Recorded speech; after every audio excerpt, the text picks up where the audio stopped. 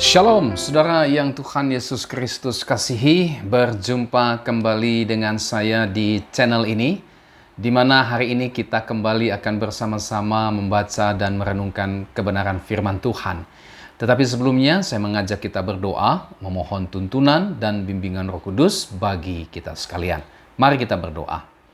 Bapa di sorga, kembali kami mengucap syukur kepada Tuhan atas berkat dan kemurahan Tuhan yang boleh tetap kami rasakan sampai kepada hari ini. Dan secara khusus kembali kami akan bersama-sama membaca dan merenungkan kebenaran firman Tuhan. Kami memohon tuntunan dan bimbingan Roh Kudus-Mu bagi kami semua, sehingga firman Tuhan yang kami renungkan pada hari ini dapat kembali melawat dan memberkati kami. Terpujilah nama-Mu Tuhan, dalam nama Tuhan Yesus kami berdoa. Haleluya. Amin. Saudara yang Tuhan Yesus Kristus kasihi, firman Tuhan yang menjadi renungan kita pada hari ini terambil dari Lukas pasalnya yang ke-15 ayat 11 sampai dengan ayatnya yang ke-32. Salah satu bagian firman Tuhan yang cukup terkenal yang mungkin saudara juga pernah membaca dan merenungkan bagian firman Tuhan ini. Tetapi tidak mengapa, kita akan kembali bersama-sama membaca dan merenungkan bagian firman Tuhan ini. Saya akan membacakan bagian firman Tuhan ini, demikian firman Tuhan. Yesus berkata lagi, ada seorang mempunyai 2 anak laki-laki, kata yang bungsu kepada ayahnya, Bapa, berikanlah kepadaku bagian harta milik kita yang menjadi hakku. Lalu ayahnya membagi-bagikan harta kekayaan itu di antara mereka. Beberapa hari kemudian, anak bungsu itu menjual seluruh bagiannya itu lalu pergi ke negeri yang jauh. Di sana ia memboroskan harta miliknya itu dengan hidup berfoya-foya. Setelah dihabiskannya semuanya, timbullah bencana kelaparan di dalam negeri itu dan ia pun mulai melarat. Lalu ia pergi dan bekerja pada seorang majikan di negeri itu. Orang itu menyuruhnya ke ladang untuk menjaga babinya. Lalu ia ingin mengisi perutnya dengan ampas yang menjadi makanan babi itu, tetapi tidak seorang pun yang memberikannya kepadanya. Lalu ia menyadari keadaannya, katanya, betapa banyaknya orang upahan Bapakku yang berlimpah-limpah makanannya, tetapi aku di sini mati kelaparan. Aku akan bangkit dan pergi kepada Bapakku dan berkata kepadanya, Bapa, aku telah berdosa terhadap sorga dan terhadap Bapa. Aku tidak layak lagi disebutkan anak Bapa. Jadikanlah aku sebagai salah seorang upahan Bapa. Maka bangkitlah ia dan pergi kepada bapaknya. Ketika ia masih jauh, ayahnya telah melihatnya, lalu tergeraklah hatinya oleh belas kasihan. Ayahnya itu berlari mendapatkan dia, lalu merangkul dan mencium dia. Kata anak itu kepadanya, Bapa, aku telah berdosa terhadap sorga dan terhadap Bapa. Aku tidak layak disebutkan anak Bapa. Tetapi ayah itu berkata kepada hamba-hambanya, lekaslah, bawa kemari jubah yang terbaik, pakaikanlah itu kepadanya dan kenakanlah cincin pada jarinya dan sepatu pada kakinya. Dan ambillah anak lembu tambun itu, sembelihlah dia dan marilah kita makan dan bersuka cita. Sebab anakku ini telah mati dan menjadi hidup kembali, ia telah hilang dan didapati kembali. Maka mulailah mereka bersukaria. Tetapi anaknya yang sulung berada di ladang, dan ketika ia pulang dan dekat ke rumah, ia mendengar bunyi seruling dan nyanyian tari-tarian. Lalu ia memanggil salah seorang hamba dan bertanya kepadanya, apa arti semuanya itu? Jawab hamba itu, adikmu telah kembali dan ayahmu telah menyembelih anak lembu tambun karena ia mendapatnya kembali dengan sehat. Maka marahlah anak sulung itu dan ia tidak mau masuk. Lalu ayahnya keluar dan berbicara dengan dia. Tetapi ia menjawab ayahnya, katanya, telah bertahun-tahun aku melayani Bapa dan belum pernah aku melanggar perintah Bapa. Tetapi kepadaku belum pernah Bapa memberikan seekor anak kambing untuk bersuka cita dengan sahabat-sahabatku. Tetapi baru saja datang anak Bapa yang telah memboroskan harta kekayaan Bapa bersama-sama dengan pelacur-pelacur. Maka bapa menyembelih anak lembu tambun itu untuk dia. Kata ayahnya kepadanya, "Anakku, engkau selalu bersama-sama dengan aku, dan segala kepunyaanku adalah kepunyaanmu. Kita patut bersukacita dan bergembira karena adikmu telah mati dan menjadi hidup kembali, ia telah hilang dan didapat kembali." Saudara, demikianlah perikop firman Tuhan yang menjadi renungan kita pada hari ini. Dan di dalam bagian firman Tuhan ini, temanya adalah perumpamaan tentang anak yang hilang. Saudara yang Tuhan Yesus Kristus kasihi, 3 perumpamaan yang dicatat dalam pasal 15 ini, ya, ada 3 perumpamaan yang khusus dicatat di dalam pasal 15 ini. Pada prinsipnya, perumpamaan-perumpamaan ini memberikan pesan atau tema yang sama. Ya, ketiga perumpamaan tersebut ini dilatar belakangi oleh peristiwa yang dicatat di dalam pasal 15 ayat 1 dan ayatnya yang kedua. Saudara, di dalam pasal 15 ayat 1 sampai dengan ayat yang kedua, di situ kita melihat bahwa para pemungut cukai dan orang-orang berdosa biasanya datang kepada Tuhan Yesus untuk mendengarkan Tuhan Yesus mengajar dan menyampaikan berita Injil, berita kabar baik kepada mereka. Tetapi rupanya saudara, hal tersebut mendapatkan tanggapan yang negatif dari orang-orang Farisi, tanggapan yang negatif dari orang-orang ahli-ahli Taurat, ya. Orang-orang Farisi dan ahli-ahli Taurat itu rupanya sangat tidak senang. Bahkan di situ dicatat mereka bersungut-sungut oleh karena Tuhan Yesus yang mereka sangat hormati itu kok bisa-bisanya menerima orang-orang berdosa dan makan bersama-sama dengan mereka. Saudara, di dalam tradisi masyarakat Yahudi pada masa itu, makan bersama ini merupakan sebuah gambaran atau sebuah simbol atau juga bisa dikatakan sebuah lambang atau sebuah budaya yang menunjukkan adanya suatu hubungan atau relasi yang akrab. Ya, orang Farisi dan ahli-ahli Taurat sangat tidak senang kepada Tuhan Yesus Kristus yang dianggap sebagai rabi. Kok bisa-bisanya Tuhan Yesus menjalin sebuah hubungan, menjalin relasi yang akrab dengan orang-orang yang berdosa. Nah, inilah sebabnya mengapa orang-orang Farisi, mengapa ahli-ahli Taurat bersungut-sungut melihat Tuhan Yesus menerima dan makan bersama-sama dengan para pemungut cukai dan juga orang-orang berdosa, karena mereka menganggap Tuhan Yesus kok bisa-bisanya bergaul dengan orang berdosa yang bagi orang-orang Farisi, bagi ahli-ahli Taurat, seharusnya para pemungut cukai, orang-orang berdosa itu dijauhi, dikucilkan, atau kalau bisa bahkan dimusuhi. Mereka orang-orang berdosa, tidak layak seharusnya orang-orang seperti ahli-ahli Taurat, orang-orang Farisi, bahkan seperti Yesus, ya, untuk bergaul bersama-sama dengan para pemungut cukai dan orang-orang berdosa. Tidak pantas menurut pandangan ahli-ahli Taurat dan orang-orang Farisi. Golongan yang termasuk orang-orang yang mencintai Taurat Tuhan tidak pantas untuk bergaul, untuk menjalin relasi hubungan dengan orang-orang berdosa dan para pemungut cukai.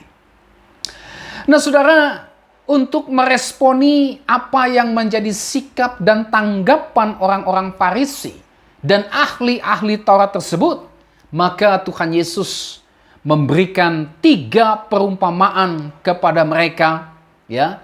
Itulah yang pertama tentang pemilik domba yang menemukan kembali dombanya yang hilang. Kemudian juga disambung dengan pemilik dirham yang menemukan dirhamnya yang hilang. Dan yang terakhir yang menjadi renungan kita pada hari ini, itulah perumpamaan tentang seorang ayah yang mendapatkan kembali anaknya yang hilang. Yang inti atau pesan atau tema utama dari ketiga perumpamaan tersebut adalah tentang kedatangan Kristus untuk mencari dan menyelamatkan yang hilang. Nah, saudara yang Tuhan Yesus Kristus kasihi, di dalam perumpamaan tentang anak yang hilang ini, kita bisa melihat di sana ada 3 tokoh utama. Itulah sang ayah, kemudian anak sulung, dan anak yang bungsu. Di dalam bagian firman Tuhan itu diceritakan bahwa si anak bungsu datang kepada ayahnya, kemudian dia menuntut harta yang menjadi haknya. Dan Alkitab mencatat, sang ayah pun membagikan harta kekayaannya tersebut, baik kepada anak yang sulung maupun juga kepada anak yang bungsu. Nah, saudara, setelah mereka menerima yang menjadi bagiannya, secara khusus si bungsu, ketika si bungsu ini telah menerima apa yang menjadi bagiannya, dia kemudian, saudara, pergi menjual seluruh bagian hartanya tersebut dan mengambil keputusan untuk pergi meninggalkan rumah bapaknya. Dia pergi ke negeri yang jauh. Apa yang dia lakukan di sana? Di dalam ayat 13 dan ayat yang ke-30, di sana dicatat bahwa di tempat yang jauh itu, si bungsu ini memboroskan harta miliknya tersebut. Dengan cara apa? Dengan hidup berfoya-foya dan bersenang-senang dengan para pelacur. Sampai pada suatu saat, pada suatu ketika harta miliknya tersebut sudah habis, terjadilah bencana kelaparan yang hebat di negeri itu. Dan si bungsu pun pada akhirnya mulai melarat. Ia kemudian berusaha mencari pekerjaan agar dia bisa bertahan hidup dari bencana kelaparan tersebut. Dan ia akhirnya bertemu dengan seorang majikan. Dan dia pada akhirnya memperoleh pekerjaan. Itulah sebagai penjaga babi-babi. Saudara yang Tuhan Yesus Kristus kasihi, bagi orang Yahudi, pekerjaan menjaga babi-babi ini adalah sebuah pekerjaan yang hina. Ya, mengapa? Karena itu berarti dia sedang menghambakan diri kepada orang kafir. Ya, orang non-Yahudi terbiasa mereka beternak babi, dan ketika ada orang yang pada akhirnya mengambil pekerjaan menjaga babi-babi, maka dia sedang mengambil pekerjaan yang hina, karena dengan bekerja menjaga babi-babi, ia sedang menghambakan dirinya kepada orang kafir dan sekaligus juga melakukan pekerjaan yang najis. Tetapi saudara, apa daya? Ya, si bungsu terpaksa mengambil pekerjaan yang bagi orang Yahudi dianggap hina itu demi supaya dia bisa bertahan hidup. Ya. Begitu dahsyatnya, begitu hebatnya kemelaratan yang dialami oleh si bungsu ini, saudara, sampai-sampai dia menginginkan makan ampas yang adalah makanan babi hanya untuk meredakan rasa laparnya yang hebat. Tetapi saudara, itu pun tidak bisa dia dapatkan. Ya. Nah, saudara yang Tuhan Yesus Kristus kasihi, tidak ada seorang pun yang peduli. Tidak ada seorang pun yang berbelas kasihan kepada si bungsu ini. Nah, di tengah-tengah kemelaratan yang dialami oleh si bungsu ini, si bungsu, saudara, pada akhirnya menyadari keadaannya. Si bungsu pada akhirnya menyadari kebodohan yang telah dilakukannya selama ini. Si bungsu akhirnya sampai kepada sebuah kesadaran akan dosa-dosanya. Dia bahkan menyadari bahwa hamba-hamba ayahnya saja mereka bisa hidup dalam kelimpahan, sementara dia sendiri yang adalah anak kandung ayahnya justru hidup melarat, justru hidup kelaparan, bahkan hampir mati. Setelah dia menyadari, merenungkan keadaannya yang sudah sedemikian memprihatinkan, yang sudah demikian tragis, dia kemudian mengambil keputusan untuk kembali ke rumah ayahnya. Ya, dia ingin mengakui keberdosaannya terhadap ayahnya. Bahkan saudara, dia tidak lagi berharap untuk bisa diterima kembali statusnya sebagai anak, tetapi hanya berstatus sebagai hamba. Dianggap sebagai hamba pun tidak apalah. Ia tahu bahwa meskipun statusnya sebagai hamba, hidupnya pasti terjamin. Nah, saudara yang Tuhan Yesus Kristus kasihi, ketika ayahnya melihat si bungsu dari jauh, ya, ayahnya sangat mengenal anaknya yang bungsu ini. Sehingga ketika dia melihat kedatangannya, meskipun anak bungsu itu masih jauh dari pandangannya, dia tahu bahwa itu adalah anaknya yang bungsu. Alkitab mencatat, tergeraklah hatinya oleh belas kasihan, dan sang ayah pun, saudara, dia segera berlari mendapatkan anaknya tersebut, kemudian merangkul anaknya tersebut dan mencium dia. Dari jauh, dia sudah mengenal bahwa itu adalah anakku yang terhilang, yang sudah sekian lama meninggalkan rumahku. Kini dia datang. Hatinya tergerak oleh belas kasihan. Dia cepat-cepat berlari mendapatkan anaknya tersebut. Kemudian dia merangkul dengan penuh kasih sayang anaknya tersebut dan mencium dia.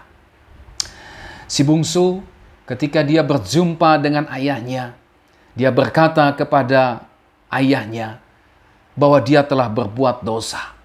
Si bungsu mengakui perbuatan durhaka yang dilakukannya selama ini, baik terhadap ayahnya maupun juga terhadap sorga. Dan dia mengakui bahwa dia sudah tidak layak lagi disebut sebagai anak karena dia telah berbuat durhaka terhadap ayahnya. Lalu apa tanggapan, apa respon sang ayah ketika mendengar perkataan si bungsu ini?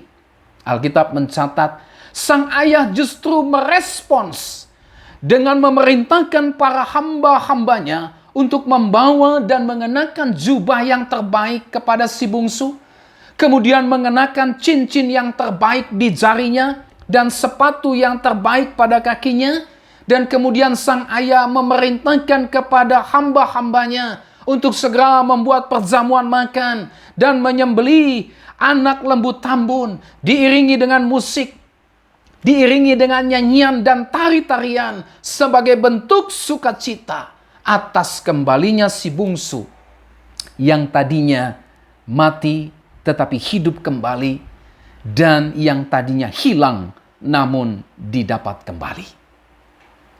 Saudara yang Tuhan Yesus Kristus kasihi, rupanya peristiwa tersebut tidak membuat sukacita bagi si anak sulung. Ya. Ketika si anak sulung mengetahui apa yang dilakukan oleh ayahnya kepada si bungsu yang adalah adiknya sendiri, saudara, ia marah kepada ayahnya. Dia marah kepada ayahnya karena ayahnya justru kok malah berbelas kasihan kepada si bungsu adiknya itu yang telah berbuat durhaka kepada ayahnya dan bukan menghukum dan membuangnya. Ya. Si sulung tidak percaya dengan apa yang dilakukan oleh ayahnya terhadap adiknya yang bungsu itu. Mana mungkin ayahnya kok bisa berbelas kasihan setelah sedemikian lama si bungsu yang adalah adik si sulung ini telah pergi meninggalkan mereka. Hidup berfoya-foya, menghabiskan harta ayahnya, hidup bersenang-senang dengan para pelacur, dan ketika dia datang, justru ayahnya memberikan sebuah penyambutan yang luar biasa. Justru ayahnya malah menyatakan belas kasihannya kepada si bungsu ini. Dan bukankah seharusnya lebih layak si bungsu itu dihukum atau kalau perlu dibuang, dicoret statusnya sebagai seorang anak. Kenapa? Karena si bungsu ini telah melakukan sebuah perbuatan durhaka terhadap ayahnya. Saudara, si sulung marah. Si sulung merasa diperlakukan tidak adil karena menganggap ayahnya itu lebih mengasihi si bungsu yang durhaka daripada si sulung yang setia kepada ayahnya. Ayat 25 sampai dengan ayat 30 dicatat hal itu. Tetapi saudara, ayahnya menjawab si sulung dengan mengatakan bahwa ayahnya pun juga mengasihi si sulung dan si bungsu. Ayahnya berkata, seharusnya kamu turut bersuka cita bersama ayahmu ini. Karena adikmu yang tadinya berdosa, dia kemudian sadar dari dosa-dosanya. Dia kemudian bertobat dari dosa-dosanya dan kembali kepada kita. Seharusnya si sulung itu turut bersuka cita jika adiknya yang tadinya terhilang, dia kemudian dapat ditemukan kembali dan kembali bersama-sama lagi dengan mereka. Seharusnya si sulung bersuka cita oleh karena adiknya tidak binasa. Seharusnya si anak sulung ini turut bersuka cita bersama dengan ayahnya. Karena ayahnya adalah ayah yang penuh belas kasihan. Ayahnya tetap mengasihi adiknya dan mengampuni kesalahan adiknya tersebut. Ya. Nah, inilah saudara cerita atau perumpamaan yang disampaikan Tuhan Yesus tentang anak yang hilang. Nah, di dalam perumpamaan tentang anak yang hilang ini, saudara, kita bisa melihat ada beberapa pelajaran penting.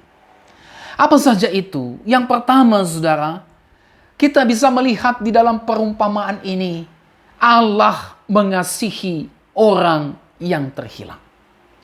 Saudara, meskipun si bungsu ini telah berbuat durhaka terhadap ayahnya, tetapi ketika si bungsu ini menyadari keadaannya, yang telah melakukan perbuatan durhaka terhadap ayahnya, dan kemudian dia bertobat dari perbuatan durhaka yang dilakukan terhadap ayahnya tersebut, dan dia mau kembali kepada ayahnya, sang ayah menerima kembali si bungsu ini. Sang ayah mengampuni si bungsu dan menerima kembali si bungsu ini. Mengapa? Karena sang ayah mengasihi si bungsu ini. Karena sang ayah hatinya dipenuhi dengan belas kasihan. Saudaraku yang Tuhan Yesus Kristus kasihi, tindakan sang ayah terhadap si bungsu ini merupakan gambaran dari kasih Allah yang begitu besar, yang bersedia untuk mengampuni, bersedia untuk memulihkan, dan yang bersedia untuk menerima kembali setiap orang yang mau sadar akan dosa-dosanya, yang mau bertobat sungguh-sungguh dari dosa-dosanya, dan yang datang kepada Allah memohon pengampunan atas dosa-dosanya melalui iman kepada Yesus Kristus. Saudara, oleh karena Allah mengasihi setiap orang yang terhilang, maka Allah telah menyediakan pengampunan atas dosa-dosa mereka di dalam satu pribadi, itulah Tuhan Yesus Kristus. Tuhan Yesus Kristus, dia telah mati bagi dosa-dosa kita.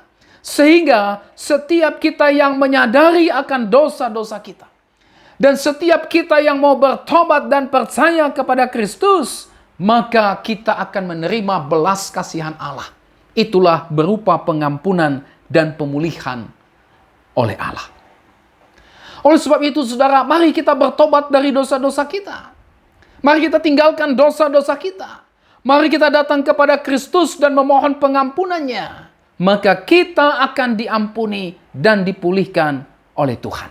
Mari, jangan lagi hidup di dalam dosa. Dosa tidak mendatangkan kebahagiaan dalam kehidupan kita. Dosa justru menghancurkan kehidupan kita. Kita melihat bagaimana si bungsu ini hidup dalam kehancuran. Totalitas kehancuran hidup dia alami oleh karena kesenangannya di dalam dosa. Hari ini firman Tuhan mengajarkan kepada kita, ayo mari kita tinggalkan dosa-dosa kita. Mari kita kembali kepada Tuhan, meninggalkan seluruh kehidupan kita dalam dosa. Dengan cara apa? Dengan cara percaya dan beriman kepada Kristus. Saudara, Allah mengasihi kita sehingga Ia telah memberikan jalan bagi pengampunan dosa kita. Itulah di dalam Tuhan Yesus Kristus, dan setiap kita yang menyadari dosa-dosa kita, bertobat dari dosa-dosa kita, dan yang memohon pengampunan di dalam Tuhan Yesus Kristus atas dosa-dosanya, serta mau kembali kepada Tuhan, maka Allah akan mengampuni dan memulihkan kehidupan kita. Saya kutipkan bagian firman Tuhan dari Yesaya 44 ayat 22, demikian firman Tuhan. Aku telah menghapus segala pemberontakanmu seperti kabut diterbangkan angin, dan segala dosamu seperti awan yang tertiup. Kembalilah kepadaku, sebab aku telah menebus engkau. Saudara, jangan hidup lagi dalam dosa. Kesenangan dosa hanya membawa kita kepada kehancuran. Kenikmatan dosa hanya memimpin kita kepada kebinasaan. Allah mengasihi kita. Allah mengasihi saudara. Dan oleh sebab itu, Allah memanggil saudara untuk keluar dari dosa-dosa saudara. Allah memanggil saudara untuk datang kepada kasih-Nya, untuk datang menemui Dia. Dia sudah menyediakan pengampunan bagi dosa-dosa saudara. Itulah di dalam satu pribadi, Tuhan Yesus Kristus. Ketika saudara mau sadar akan dosa-dosa saudara, ketika saudara mau insaf bahwa saudara adalah orang berdosa yang tidak bisa menyelamatkan diri saudara, dan saudara mau bertobat dengan sungguh-sungguh dari dosa-dosa saudara, saudara bisa datang kepada Kristus, memohon pengampunan kepada Dia, karena Allah telah mengaruniakan Kristus untuk menjadi korban pengampunan bagi dosa-dosa kita. Sehingga dengan demikian, dosa-dosa kita diampuni, hidup kita disucikan, dan hidup kita dipulihkan. Inilah pelajaran pertama yang kita bisa lihat dari bagian firman Tuhan ini. Allah mengasihi orang yang terhilang. Pelajaran yang kedua, saudara, yang kita bisa lihat dan pelajari dari bagian firman Tuhan ini adalah Allah bersukacita atas pertobatan orang berdosa. Ya, saudara, di dalam perumpamaan tentang anak yang hilang ini, kita bisa melihat bagaimana sang ayah begitu sangat bersukacita ketika anaknya yang hilang ditemukan kembali. Kita bisa lihat sukacita sang ayah itu di dalam ayat 20 sampai 24 dan juga ayatnya yang ke-32. Nah, saudara, di sini kita melihat, di sini kita bisa belajar bahwa Allah menghendaki pertobatan dari anak-anaknya yang terhilang. Ya. Allah memanggil setiap anak-anaknya yang terhilang untuk kembali kepada Dia. Saudara, ada sukacita di sorga ketika satu orang berdosa yang bertobat dari dosa-dosanya dan kembali kepada Allah. Kita bisa lihat itu dalam pasal 15 ayat 7 sampai dengan ayatnya yang ke-10. Ya, saya bacakan pasal 15 ayat yang ke-7. Aku berkata kepadamu, demikian juga akan ada sukacita di sorga karena satu orang berdosa yang bertobat, lebih daripada sukacita karena 99 orang benar yang tidak memerlukan pertobatan. Ayat 10. Aku berkata kepadamu, demikian juga akan ada sukacita pada malaikat-malaikat Allah karena satu orang berdosa yang bertobat. Saudara, sukacita terjadi di sorga. Sorga bergemuruh dengan sukacita ketika ada satu orang berdosa. Ada satu orang yang terhilang, bertobat dari dosa-dosanya dan kembali kepada Allah. Ada sukacita yang terjadi kepada malaikat-malaikat di sorga ketika satu orang berdosa, bertobat dari dosa-dosanya dan kembali kepada Allah. Saudara, Yehezkiel pasal 18 ayat 23 berkata, apakah aku berkenan kepada kematian orang fasik? Demikianlah firman Tuhan Allah. Bukankah kepada pertobatannya supaya dia hidup?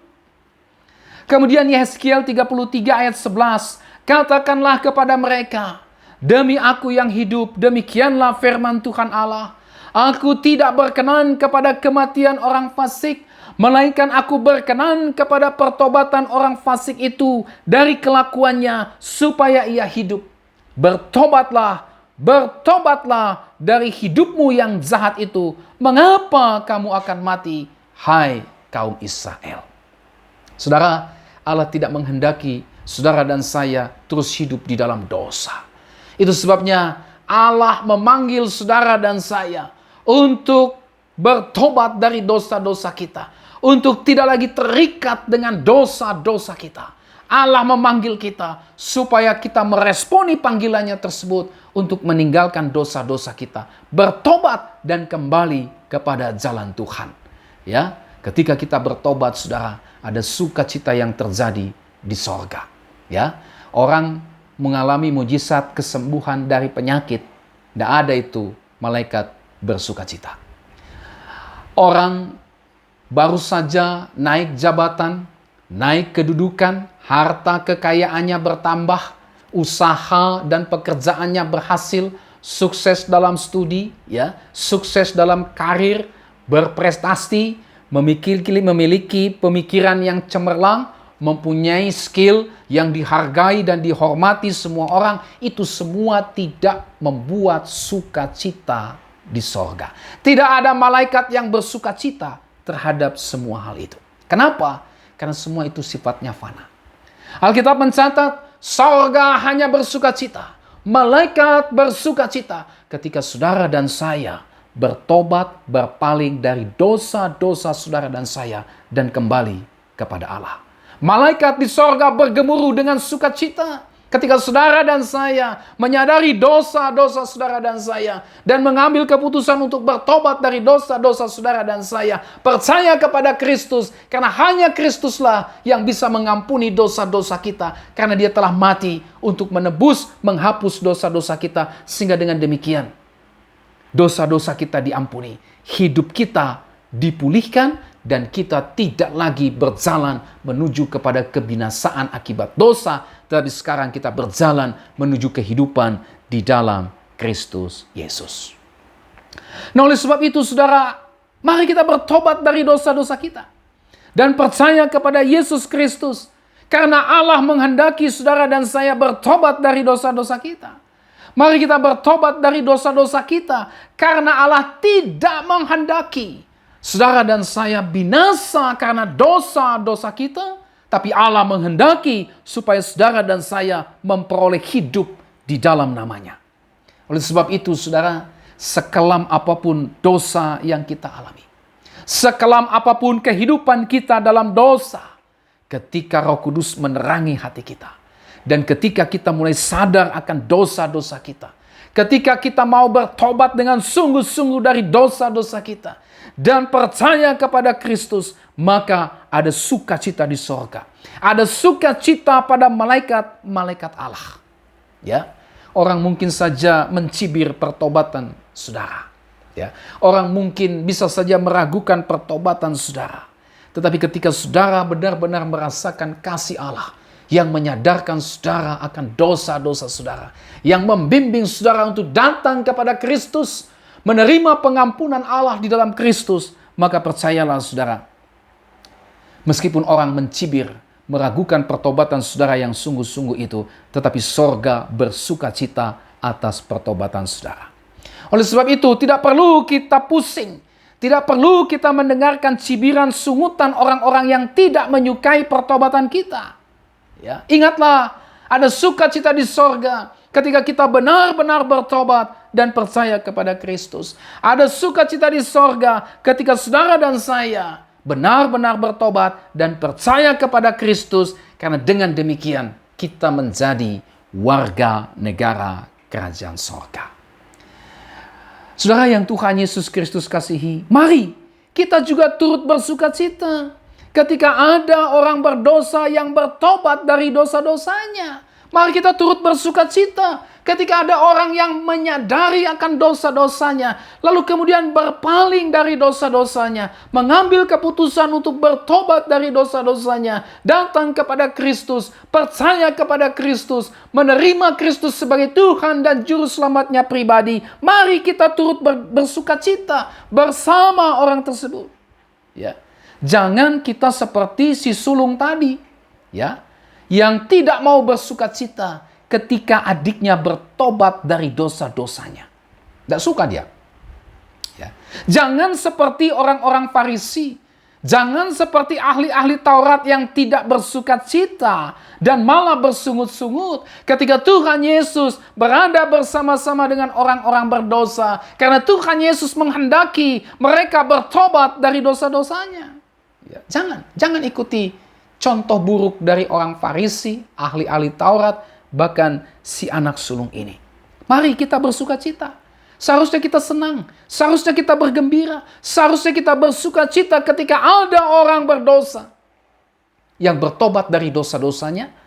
Ada orang yang diselamatkan oleh Kristus dari ikatan dosa, kutuk dosa, serta dari kuasa iblis, kita seharusnya bersukacita. Kita seharusnya bersukacita ketika mendengar ada orang yang dilepaskan dari kutuk dan kuasa dosa, dari cengkraman kuasa setan-setan, percaya kepada Kristus dan memperoleh hidup kekal di dalam Kristus. Inilah poin yang kedua yang kita bisa belajar dari bagian firman Tuhan ini. Allah bersukacita atas pertobatan orang berdosa.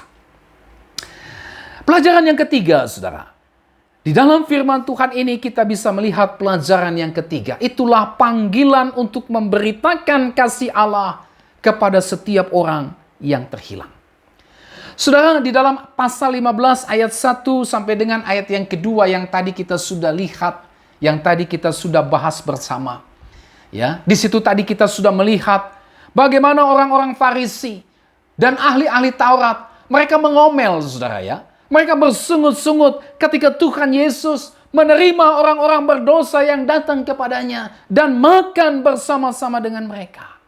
Ya, Tuhan Yesus merespons sikap orang-orang Farisi dan ahli-ahli Taurat itu melalui perumpamaan anak yang hilang ini dan menggambarkan posisi mereka seperti anak sulung yang marah kepada ayahnya karena ayahnya berbelas kasihan kepada si bungsu dan bukan malah menghukumnya.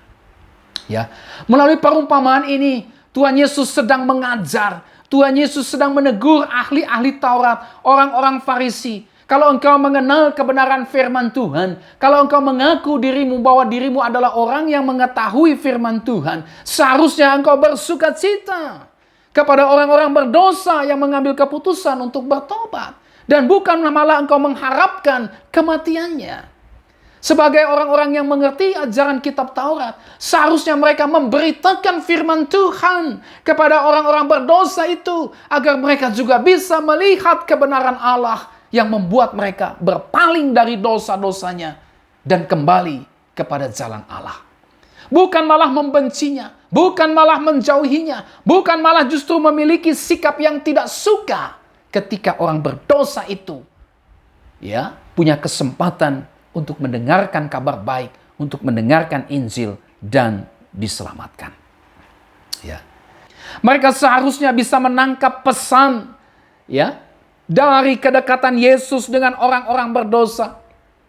Itulah supaya orang-orang berdosa ini dapat mendengarkan Injil kabar baik dan pada akhirnya diselamatkan.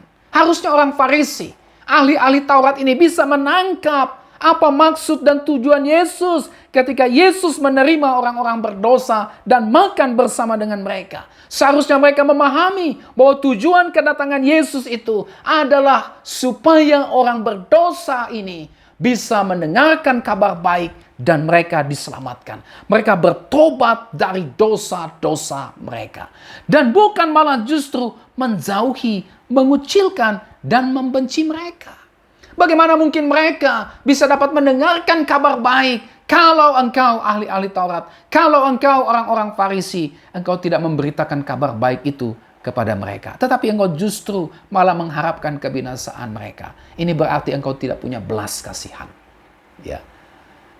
Nah, saudara yang Tuhan Yesus Kristus kasihi, Tuhan Yesus menegur orang-orang Farisi dan ahli-ahli Taurat ini. Ya, mereka seharusnya memiliki belas kasihan terhadap orang-orang berdosa, supaya mereka bertobat dari dosa-dosa mereka. Nah, di dalam bagian ini, saudara, kita belajar bahwa Tuhan memanggil kita. Tuhan mengutus kita untuk memberitakan Injil kabar baik kepada orang-orang berdosa dengan tujuan supaya bisa mereka mendengarkan kabar baik itu yang menuntun mereka kepada pertobatan dan pada akhirnya mereka diselamatkan.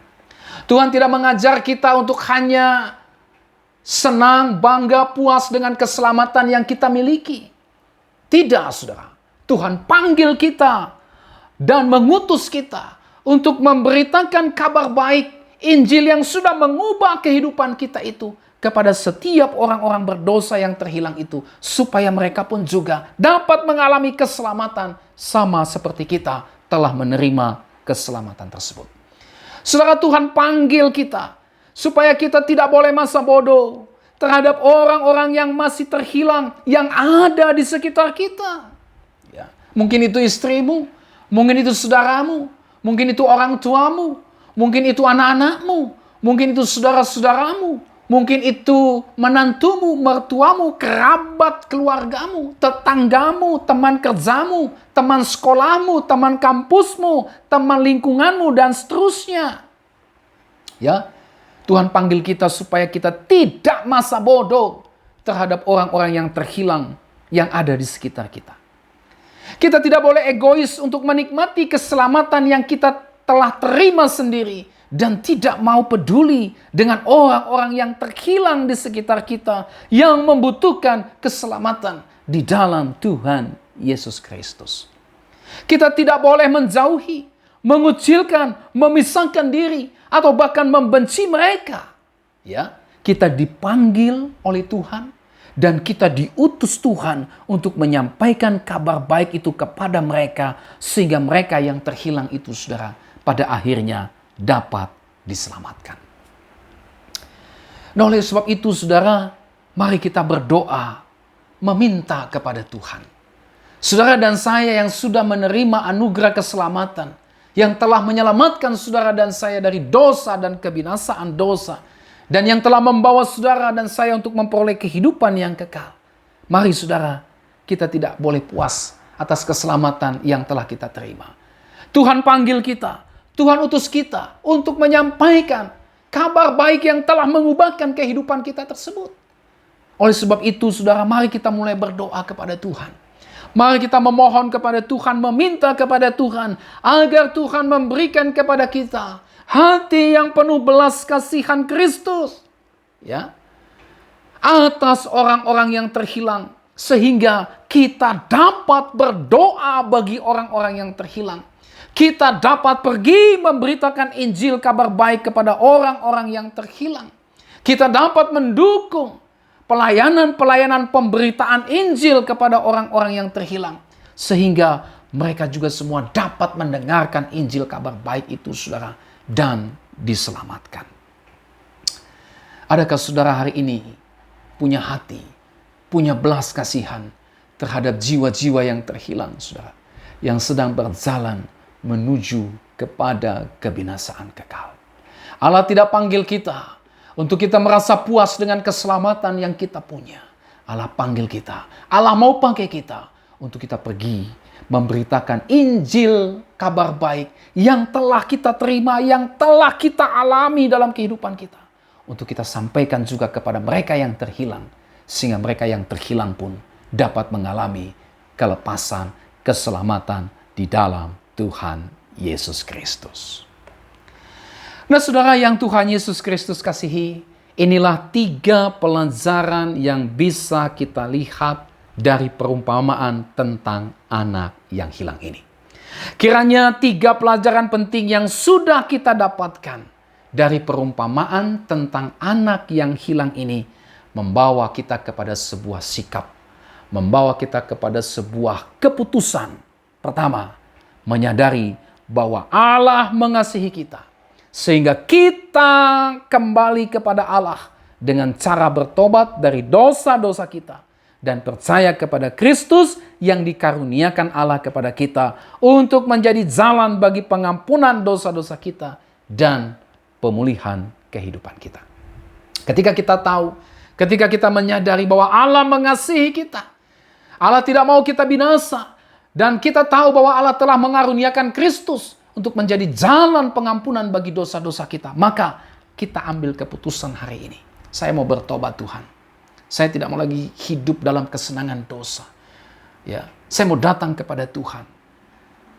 Sebesar apapun dosamu, semerah apapun dosamu, sehitam apapun dosamu, Allah sudah menyediakan pengampunan bagi dosa-dosamu di dalam Tuhan Yesus Kristus. Mari kita sadar akan dosa kita. Mari kita datang kepada Yesus.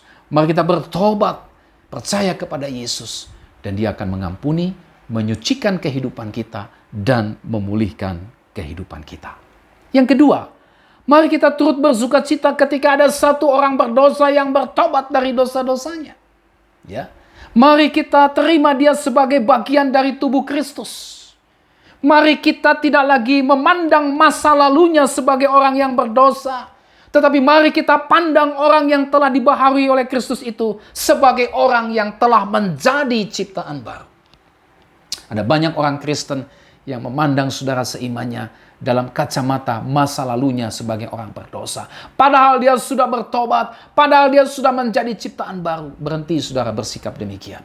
Ya, mari kita bersuka cita. Setiap kita punya masa lalu, karena kita semua orang berdosa. Tetapi ketika kita percaya kepada Kristus, maka kita adalah ciptaan baru. Maka kita adalah satu sebagai tubuh Kristus. Kita adalah saudara di dalam Kristus. Oleh sebab itu, mari kita bersuka cita ketika ada satu orang yang bertobat dari dosa-dosanya. Dan yang ketiga, mari kita taati panggilan Kristus untuk memberitakan kasih Allah kepada mereka yang terhilang sehingga mereka diselamatkan. Saudara dan saya mulai dengan berdoa bagi jiwa-jiwa yang terhilang, yang mungkin Tuhan tunjukkan. Mungkin itu anggota keluargamu, tetanggamu, temanmu, sahabatmu, dan seterusnya. Mari kita berdoa bagi keselamatan mereka.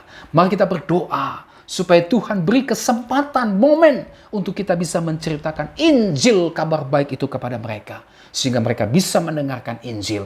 Roh Kudus bekerja dalam hati mereka dan mereka dilepaskan dari dosa dan memperoleh keselamatan di dalam Kristus. Mari kita juga terlibat aktif mendukung setiap pekerjaan pemberitaan Injil dengan uang kita, dengan persembahan kita, dengan skill kita, dengan kemampuan kita, dengan apa yang ada pada kita. Ayo kita dukung ya pelayanan pemberitaan Injil agar Injil bisa sampai kepada orang-orang yang terhilang. Mereka mendengar kabar baik itu dan diselamatkan oleh Tuhan Yesus Kristus. Tuhan Yesus memberkati kita dengan firman-Nya pada hari ini. Amin. Mari kita berdoa. Bapa di sorga, terima kasih untuk firman-Mu hari ini. Kami telah belajar dari perumpamaan tentang anak yang hilang. Ada 3 pelajaran penting yang sudah kami lihat bersama-sama dari bagian firman Tuhan ini. Kiranya ketiga pelajaran penting itu Tuhan membawa satu pembaharuan yang baru dalam kehidupan kami. Kiranya firman Tuhan hari ini membawa dampak yang signifikan dalam kehidupan kami. Kami yang mungkin masih hidup dalam dosa. Kami mau tinggalkan dosa, kami mau bertobat, kami mau datang kepada Kristus. Kami yang masih bergumul dengan dosa-dosa tertentu, kami mau datang kepada Kristus, memohon Kristus untuk melepaskan kami dari ikatan dosa-dosa tertentu tersebut. Karena hanya Kristus Yesus sajalah yang bisa membebaskan kami dari dosa-dosa tertentu tersebut. Dan kami juga mau belajar Tuhan, untuk kami tidak hanya menikmati keselamatan yang sudah Engkau berikan bagi kami, tetapi gerakkanlah hati kami, berikanlah kepada kami hati yang penuh belas kasihan terhadap jiwa-jiwa yang terhilang, sehingga kami mau pergi untuk menceritakan kasih Allah, kabar baik yang telah mengubah hidup kami kepada setiap mereka yang terhilang, sehingga mereka pun dapat mengecap atau dapat menikmati keselamatan itu sama seperti kami. Terima kasih Bapa di sorga, berkati kami semua dengan firman-Mu ini. Dalam nama Tuhan Yesus kami berdoa. Haleluya. Amin. Sampai kita berjumpa kembali saudara. Tuhan Yesus memberkati saudara dan shalom.